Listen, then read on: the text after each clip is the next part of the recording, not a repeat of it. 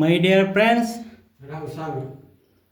ಉಂಡು ಸತ್ಯಮೇವ ಜಯತೆ ಯೂಟ್ಯೂಬ್ ಚಾನಲ್ಗೆ ಶುಭ ಶುಕ್ರವಾರಕ್ಕೆ ಎಲ್ಲರಿಗೂ ಸ್ವಾಗತ. ಇದು ನಮ್ಮ ಗೌರಿಬಿದನೂರು ತಾಲೂಕು ಮಲ್ಲಸಂದ್ರದ ಪಕ್ಕ ಗೆದರೆ ಬೆಟ್ಟದಲ್ಲಿರುವ ರಂಗನಾಥ ಸ್ವಾಮಿ ದೇವಸ್ಥಾನ ಮತ್ತು ಗುಹೆ. ಈ ದೇವಸ್ಥಾನದ ಬಗ್ಗೆ, ಈ ಗುಹೆ ಬಗ್ಗೆ ಇಲ್ಲಿರುವ ಒಬ್ಬ ಸಾಧು ಸಂತರು ಏನು ಹೇಳುತ್ತಾರೆ ಅಂತ ಕೇಳಿ ತೆಲುಗಿನಲ್ಲಿ, ಆಮೇಲೆ ನಾನು ಅದನ್ನು ನಿಮಗೆ ವಿಮರ್ಶೆ ಮಾಡುತ್ತೇನೆ. ಚೊಪ್ಸ್ವಾಮಿ ಈ ಗವಕ್ ಬಗ್ಗೆ ಅಂತ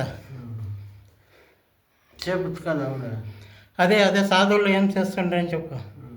స్వామితో ఉండ్రి వాళ్ళు అదే ఇట్లా ఆయనకి నూనె పూసి వెళ్ళిపోయినారు తూరి అంటే ಯಾವ ఊర్లా గదర్లో ఈత ఉండ్ర సాధువులు ఇట్లా ఉండిన సాగు గదర్లో ఆయనకి ముందేసి నూనె వేసి ఆ టైం పెట్టేదానికి వాడు బండ్లో గుద్దిండేదానికి ఇదిలోనే తూరి పారిపోయిండేది అయిపో. అంటే ఊరలు కొట్టాకొచ్చినాడా? కొట్టాక రాలే, ఆ బండ్లే టైం పెట్టినాడు.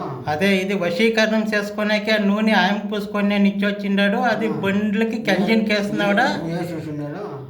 ఆ బండ్లు పాలొచ్చిండు. ఆవిడకి దావలేదండి స్వామి.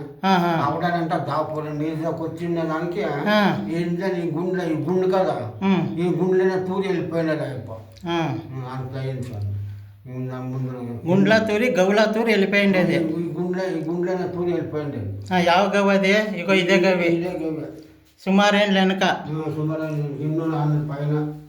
200 ಏಂಡ್ಲ ಪಯಣ. ನೋಡಿ ಸ್ನೇಹಿತರೆ, ಒಬ್ಬ ಸಾಧು ಇರ್ತಾನೆ.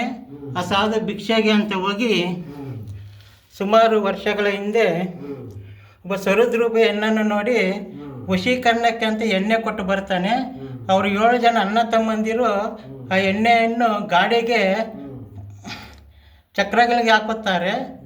ಆಮೇಲೆ ಆ ಬಂಡಿಗಳು ಬಂದು ಗುಹೆಯಲ್ಲಿ ಇರುವ ಸಾಧುವನ್ನು ಬಂದು ಗುದ್ದಿದಾಗ ಇದೇ ಗುಹೆಯಲ್ಲಿ ಆ ಸಾಧು ನುಗ್ಗಿ ಹೋಗಿದ್ದಾರೆ ಸುಮಾರು 300 ವರ್ಷಗಳ ಹಿಂದೆ ಅಂತ ಒಂದು ಇತಿಹಾಸ ಇದೆ. ನೋಡಿ ಇದೇ ಗುಹೆ, ಅದು ನೋಡಿ ಇದೇ ಗುಹೆ.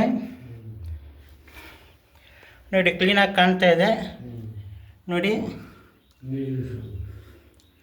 ಒಳಗಡೆ ಬೇಜಾನು ಬಾಹುಲಿಗಳಿದೆ, ಬಾಹುಲಿಗಳು. ಆಮೇಲೆ ಈ ಗೆದರೆ ಬೆಟ್ಟದಲ್ಲಿ ಸುಮಾರು ಸಸ್ಯ ಗಿಡಮೂಲಿಕೆಗಳಿದೆ. ಮತ್ತು ఇది ఆంజనేయుడు సంజీవిని ఎత్తుకుపోతా కూడా ఒక కొన ఉదిరి గెదర్కొండ అనేది ఉంది కదా, ಈ ಕೊಂಡ. ನೋಡಿ ಇದು ಇಂಥ ವಿಶೇಷವಾದ ಸ್ಥಳಗಳು ನಮ್ಮ ಗೌರಿಬಿದನೂರಲ್ಲಿ ತುಂಬ ಇದೆ.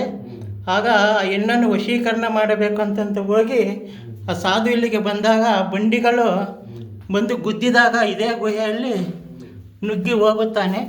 ಇದರಲ್ಲಿ ಸದ್ಯಕ್ಕೆ ಹೋಗುವುದಕ್ಕೆ ತುಂಬ ಕಷ್ಟ ಇದೆ. ತುಂಬ ಬಾವಲಿಗಳಿದೆ ಒಳಗಡೆ. ನೋಡಿ ಹಾರಾಡ್ತಾ ಇದೆ. ನೋಡಿ ಬಹುಶಃ ಅವುಗಳು ಇರಬಹುದು.